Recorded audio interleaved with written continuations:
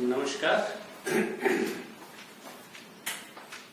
Tenses से जुड़े एक और वीडियो के साथ आपके बीच में हूं। पिछले वीडियो के अंत में मैंने एक क्वेश्चन आपके सामने रखा था, Tanu weds Manu. Why do we use present indefinite tense? इसमें तनु इज वेडिंग मनु और Tanu will wed Manu. Why not these two constructions? क्यों हम तनु वेड्स मनु?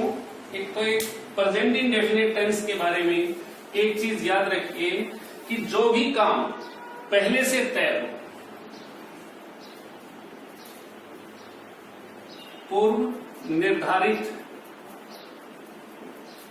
कार्यक्रम, कुछ भी है जिसके लिए पहले से समय तय है, उसके लिए आपको प्रेजेंट इंडेफिनिट का यूज करना है, दूसरे टेंस का यूज आप नहीं करेंगे। जैसे एक तो यही एग्जांपल, तनु वेड्स मनु।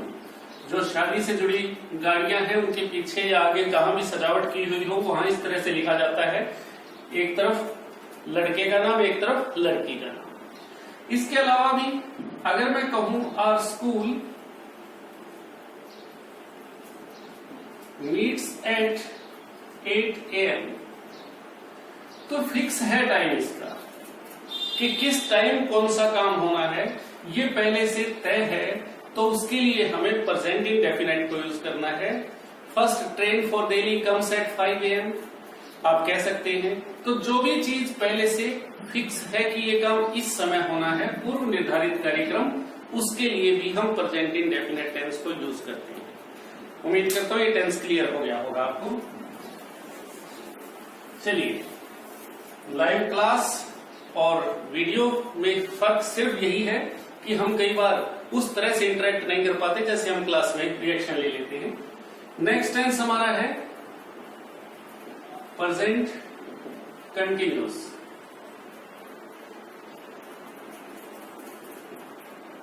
जब भी कोई इंग्लिश बोलना शुरू करता है सबसे पहले आईएनजी को साथ में लेके आता है।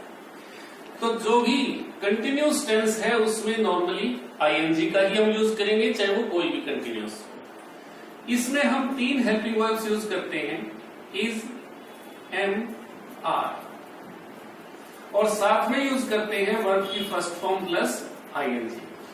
वर्ब की बेस फॉर्म यूज होगी, साथ में आईएनजी का यूज हम करेंगे।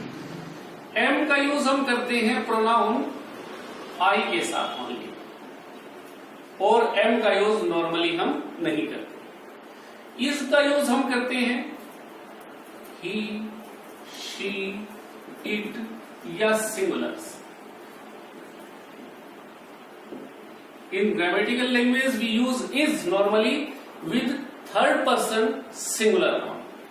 R is used with we, you. First person plural, second person चाहे वो प्लूरल हो चाहे सिंगुलर हो, उसके साथ R का यूज होगा। और उसके अलावा थर्ड पर्सन में दे, अगर मैं कहता हूं बॉयज, गर्ल्स, या कोई भी प्लूरल अगर मैं यूज करूंगा तो उसके साथ आर का यूज करना है। इज सिंगुलर्स के साथ और एम सिर्फ आई के साथ। फर्स्ट फॉर्म प्लस आईएनजी हम यूज करते हैं इस टेंस में। Construction, I am reading a book, he is waiting for me,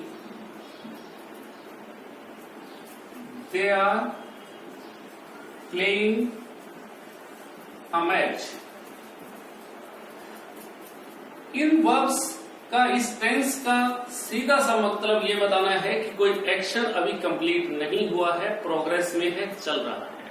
जब हम ये प्रोग्रेस दिखाते हैं तो उसके लिए हम फर्स्ट फॉर्म प्लस आईएनजी और साथ में इज, एम, आर में से कोई एक इस कंस्ट्रक्शन का यूज करते हैं। पहले होगा सब्जेक्ट, फिर होगी हेल्पिंग वर्ब, फिर होगी वर्ब की फर्स्ट फॉर्म प्लस आईएनजी, फिर होगा ऑब्जेक्ट। सीधी सी कंस्ट्रक्शन सबसे आसान रचनाओं में से ही शामिल है। चलिए अब मेन काम हमारा, इसको अगर नेगेटिव में आपको फ्रेम करना है, एक मिनट ये कर लेते हैं। अगर नेगेटिव सेंटेंस फ्रेम करना है तो सीधा सा है is not, am not, are not, और साथ में वही फर्स्ट फॉर्म प्लस आईएनजी का हम यूज करेंगे। Is not, am not, are not. Boys are not playing a match. आप सीधा सा नोट ऐड कर देंगे इज एम आर जहां भी है उसके साथ, तो आपका सेंटेंस नेगेटिव बन जाएगा। अब अगर इसको इंटेरोगेटिव में आपको चेंज करना है तो are boys playing a match, ये इंटेरोगेटिव हो जाएगा। यानी हेल्पिंग वर्ब को उठा के अगर आपने सब्जेक्ट से पहले रख दिया तो वो आपका इंटेरोगेटिव सेंटेंस होगा। ध्यान रखिए, अगर is not, am not, are not है, यानी आपको इंटेरोगेटिव और नेगेटिव दोनों फ्रेम करने हैं, तो सिर्फ हेल्पिंग वर्ब को आगे ले जाएंगे आप। Are boys not playing a match, ये इंटेरोगेटिव कम नेगेटिव सेंटेंस है आपका। नोट सब्जेक्ट के बाद ही रहेगा। आपकी हेल्पिंग वर्ब के एक से ज्यादा जितने भी हिस्से हों, चाहे 1, 2, 3, 4 जो भी हों, जैसे विल, नॉट, हैव बीन, अगर आपको इंटेरोगेटिव बनाना है तो सिर्फ फर्स्ट पर्सन जो उसका है, पहला हिस्सा जो है सिर्फ वो सब्जेक्ट से पहले जाएगा, बाकी के हिस्से को आप सब्जेक्ट के बाद ही रखेंगे। चलिए, ये इंटेरोगेटिव। अब अगर इसमें भी कोई क्वेश्चन वर्ड ऐड करना हो इंटेरोगेटिव सेंटेंस में, what, when, why, where, who, whose, whom, जो भी है आपका, ठीक है। Why are boys not playing a match. अब यहां मैंने ये भी ऐड कर दिया question word. Why are, where are, what, when, why, where, जो भी कुछ आप ऐड करना चाहेंगे वो इस हेल्पिंग वर्ब से भी पहले ऐड होगा। यानी पहले क्वेश्चन वर्ड, फिर हेल्पिंग वर्ब, फिर सब्जेक्ट, फिर अगर नोट है तो नोट, नहीं तो उसकी अगर इंटेरोगेटिव या ओनली नेगेटिव नहीं है तो इसकी जरूरत नहीं, फर्स्ट फॉर्म प्लस आईएनजी और फिर ऑब्जेक्ट। अब हमें किसी भी टेस्ट के लिए या किसी भी एग्जाम के लिए चाहिए कि इस टेंस का यूज क्या है, कहां हम कैसे, ब्लैंक अगर हमें दिया गया हो तो हम कैसे पता लगाएं कि इसमें कौन सा टेंस यूज करना है। एक तो सीधी सी है कि प्रेजेंट कंटिन्यूअस टेंस इस वक्त जो काम हो रहे हैं सिर्फ उन्हीं को शो करता है। तो उसके लिए हमें ये कैसे पता लगेगा कि कोई काम अब हो रहा है या नहीं, उसके लिए कुछ वर्ड्स हैं। Now, these days, nowadays, at present, at this time, at this moment। ये मैंने कुछ एग्जाम्पल दिए हैं, हो सकता है ऐसे इंग्लिश में और भी हो। यानी जो ये शो कर दें कि बात इस वक्त की हो रही है, प्रेजेंट की हो रही है, तो वहां हम प्रेजेंट कंटिन्यूअस टेंस का यूज कर सकते हैं। फॉर एग्जाम्पल,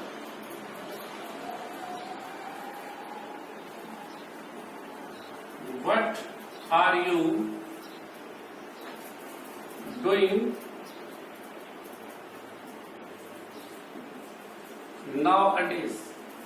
मेरा कोई पुराना स्टूडेंट मिलता है तो मैं उससे पूछता हूं आजकल क्या कर रहे हैं। तो नाउअडेज जहां भी है वहां is am are plus first form plus ING, interrogative है इसलिए बीच में सब्जेक्ट आ गया, ठीक है। अगर मैं लिखूं I am writing a book on grammar now, now है तो इज एम आर के साथ first form plus ING. Competition test में यहां ब्लैंक मिलता है आपको और आपको इसे फिलअप करना है। अगर ये है और आपके पास राइट वर्ब आपको मिलेगी, ठीक है। अगर मल्टीपल चॉइस है तो I have written, I am writing, I will write या आई राइट, हम 4 ऑप्शन भी दे सकते हैं। तो आपको उसमें से अगर ये वर्ड्स आपके पास हैं जो मैंने लिखे, या इस तरह का कोई और वर्ड जिससे आपको क्लियर हो जाए कि ऐसे एक्शन की बात हो रही है जो इस वक्त चल रहा है, तो उसमें आपको प्रेजेंट कंटिन्यूस यानी I am writing, is am are plus first form plus ING, जो भी आपको सूट करता है उसका आप इसमें यूज कर सकते हैं। एक यूज तो ये है इसका। Second use, to show near future, near future को शो करने के लिए, निकट भविष्य में जो काम होने हैं, नॉर्मली हम फ्यूचर के लिए विल शेल को यूज करते हैं। For example, I am going Delhi tomorrow, tomorrow future की बात हो रही है, हमें कहना चाहिए I shall go Delhi tomorrow, but I have written I am going Delhi tomorrow. दोनों सही है सेंटेंस, गलत कोई भी नहीं है।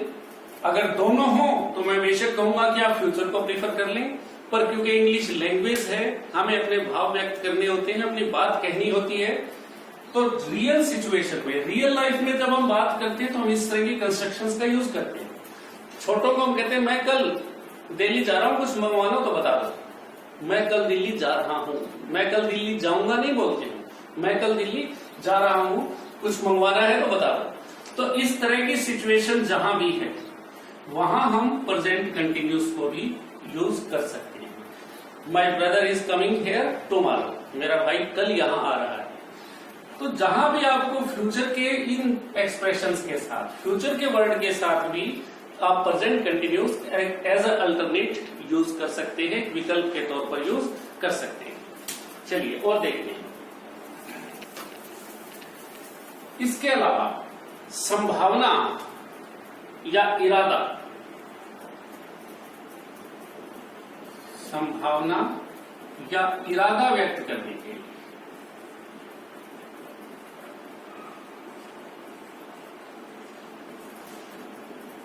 टू शो योर डिटर्मिनेशन और पॉसिबिलिटी, जहां भी आप बताना चाहें इसका आप यूज कर सकते हैं।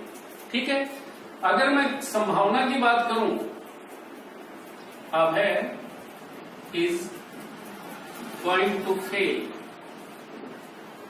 ठीक है, एक संभावना, कोई बच्चा मेहनत नहीं कर रहा, उसके पेरेंट्स आगे मुझसे बात करते हैं, तो मैं उन्हें चेतावनी के तौर पर, एक संभावना के तौर पर ये कह रहा हूं कि अब है फेल होने वाला है, आप इस पर थोड़ा सा ध्यान दीजिए। तो उस सिचुएशन में इस एम आर के साथ फर्स्ट फॉर्म प्लस आईएनजी का यूज हो सकता है। या फिर इरादा व्यक्त करने के लिए I M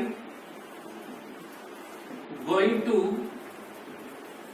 fight against corruption. आपने अपना इरादा व्यक्त कर दिया कि आप क्या करने वाले हैं, आप करप्शन के खिलाफ लड़ाई लड़ने का इरादा रखते हैं। तो उसके लिए ठीक है, आप उसमें फर्स्ट फॉर्म प्लस आईएनजी और साथ में इज, एम या आर में से जो भी आपके पास है उसका यूज करेंगे।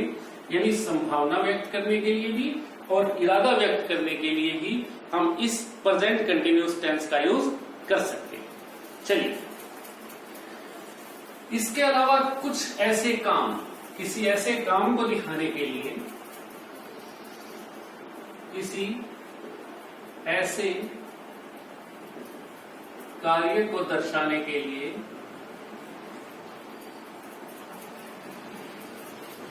जो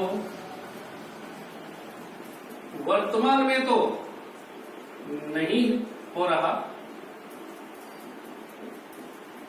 परंतु इस समय के आसपास हो रहा है।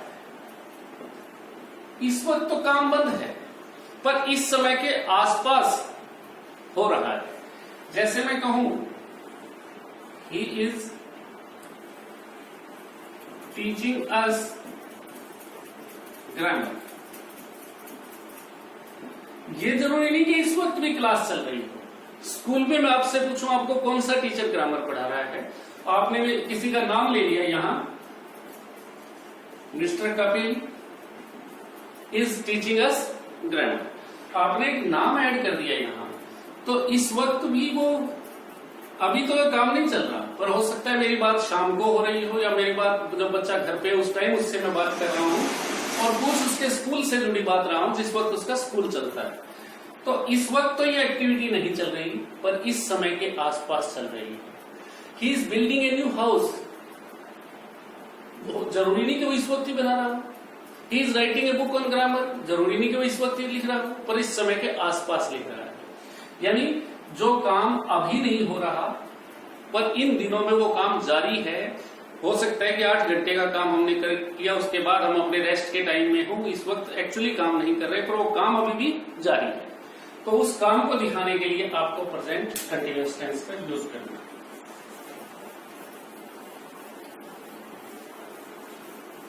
चलिए, ये आपके पास कुछ इसके यूज मैंने अभी बताए हैं। इसके अलावा भी कुछ और यूज हैं जिनके बारे में हम नेक्स्ट वीडियो में चर्चा करेंगे। एक क्वेश्चन, जैसा कि मैं वीडियो में लास्ट में छोड़ के चला जाता हूं, एक और यहां भी छोड़ के जा रहा हूं। I as well as he am at, नहीं इसको चेंज कर देते हैं थोड़ा सा, इसमें प्रेजेंट कंटिन्यूस को ले आते हैं। He as well as I is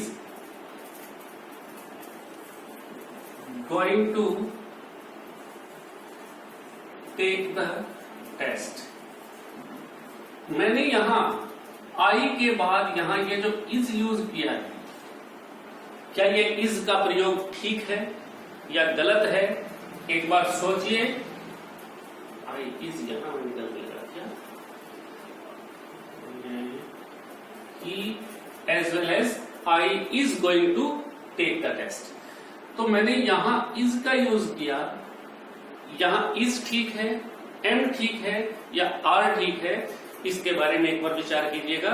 next video इसी से शुरू करेंगे, फिर इसके बारे में बात करेंगे कि ये सही है या गलत है, और सही है तो क्यों है, गलत है तो क्यों है। एक बार इसके बारे में सोचिएगा। उम्मीद करता हूं वीडियो आपको अच्छा लगेगा। फिर वही रिक्वेस्ट, सब्सक्राइब करें चैनल को और बेल का बटन दबाएं, लाइक करें। बेल का बटन दबाने से आप जब भी नया वीडियो अपलोड होगा आपको उसकी जानकारी मिल जाएगी। थैंक यू समय देने के लिए।